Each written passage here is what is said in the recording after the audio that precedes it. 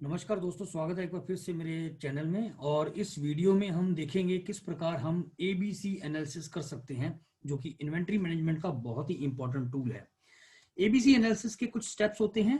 पहला स्टेप्स होता है calculation of average sales value. दूसरा steps sorting data on descending order. तीसरा step calculation of sum of average sales value. उसके बाद calculation of individual contribution of each part, then calculation of cumulative contribution against each part, and ABC mapping and tagging। तो आइए देखते हैं ये सारे steps live. तो ये मेरे पास एक कुछ डाटा है, सैंपल डाटा। हमारे पास मुख्यतः चार चीजें चाहिए होती हैं: आइटम कोड या पार्ट नंबर, आइटम का नाम या डिस्क्रिप्शन, उसकी एवरेज मंथली सेल्स या कंजम्पशन या डिमांड, और उसका हर आइटम का इंडिविजुअल प्राइस। तो मुख्यतः एबीसी के लिए हमें ये चार चीजें चाहिए होती हैं। और अब हम एक एक स्टेप करके एबीसी एनालिसिस करेंगे। तो पहला स्टेप होगा हमें इन दोनों को मल्टीप्लाई करके सेल्स वैल्यू निकालना। तो यहाँ एक नया कॉलम ऐड करेंगे, उसे हम नाम दे सकते हैं टोटल वैल्यू। आप कोई भी नाम दे सकते हैं। टोटल वैल्यू यानी कि इन दोनों का multiplication, so is equal to this quantity into this price. और इसको मैं यहाँ पे डबल क्लिक करूंगा ताकि ये पूरा का पूरा कॉपी हो जाए। तो ये मेरी हर पार्ट्स की total value, average sales value निकल के आ गई पर मंथ, मंथली। दूसरा काम है इस पूरे डाटा को इस फील्ड के आधार पर यानी टोटल वैल्यू के आधार पर सॉर्ट करना। तो यहाँ पे ऊपर डाटा और सॉर्ट, जहां पे मैं चुनूंगा टोटल वैल्यू यानी किस आधार पे डाटा को सॉर्ट करना, तो टोटल वैल्यू। और सॉर्टिंग का पैटर्न क्या है, स्मॉलेस्ट टू लार्जेस्ट यानी लार्जेस्ट टू स्मॉलर, यानी कि डिसेंडिंग ऑर्डर तो लार्जेस्ट टू स्मॉलर। ओके, तो आप देख सकते हैं पूरा का पूरा डाटा डिसेंडिंग ऑर्डर में सॉर्ट हो चुका है, यानी कि सबसे ज्यादा वैल्यू सबसे ऊपर आ चुकी है और उससे छोटी और उससे छोटी, इस तरीके से पूरा का पूरा डाटा सॉर्ट हो चुका है।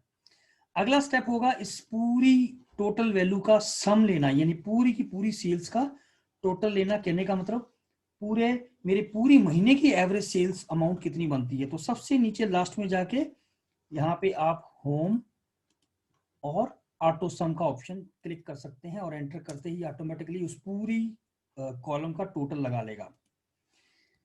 अगले स्टेप में हम कैलकुलेट करेंगे इंडिविजुअल वैल्यू।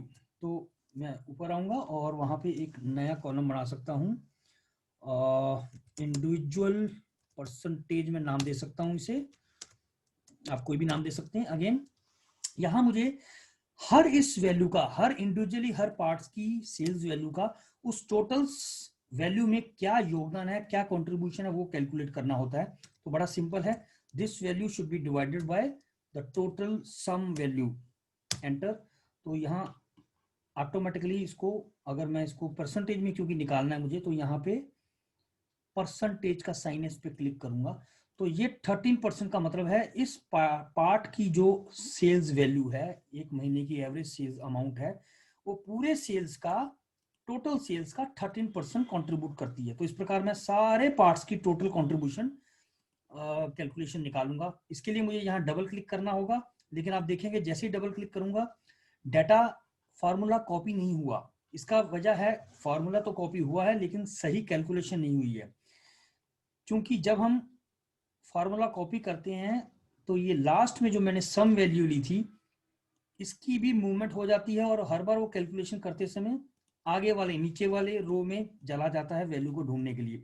तो इसके लिए मुझे इस सेल को, इस वैल्यू को फ्रीज करना होगा। तो मैं ओरिजिनल जहां कैलकुलेशन की थी वहां डबल क्लिक करूंगा, और इसके लिए ये जो सेल था E746, इस E के दोनों तरफ लेफ्ट एंड राइट तरफ एक डॉलर का साइन लगा दूंगा। और अब अगर मैं दोबारा कॉपी करूंगा तो आप देखोगे ये सही से कैलकुलेट हो चुका है। अब मुझे हर क्वांटिटी का, हर पार्ट्स का इंडिविजुअल कंट्रीब्यूशन मिल चुका है कि उस आइटम का टोटल सेल में कितना योगदान है।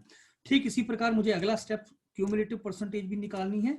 तो मैंने नाम दे दिया क्यूमुलेटिव परसेंटेज कंट्रीब्यूशन, जिसमें वो साथ के साथ टोटल करता जाएगा।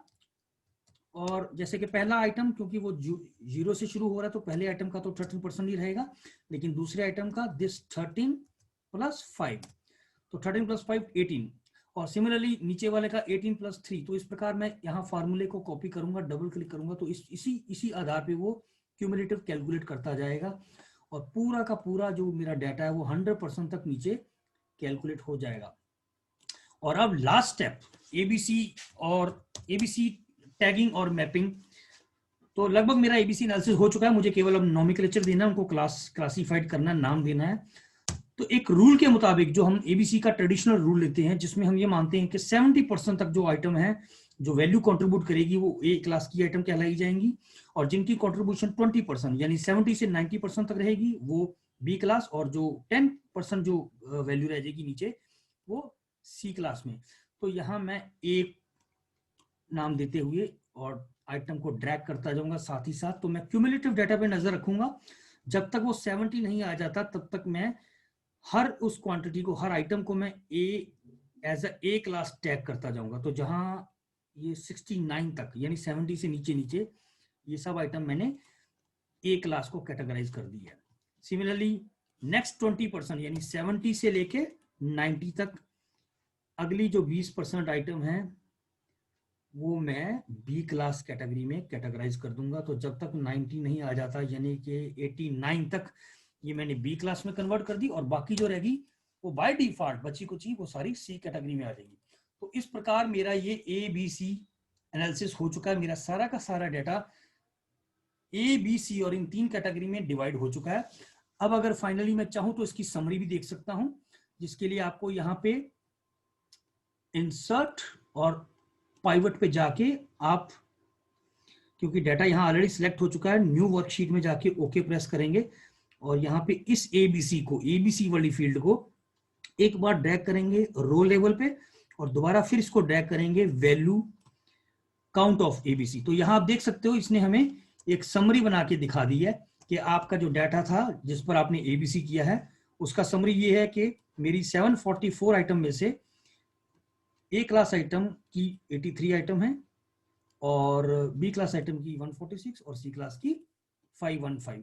तो इस प्रकार हमारा एबीसी एनालिसिस कंप्लीट होता है। वीडियो देखने के लिए धन्यवाद। नमस्कार, आदाब, सत श्री अकाल।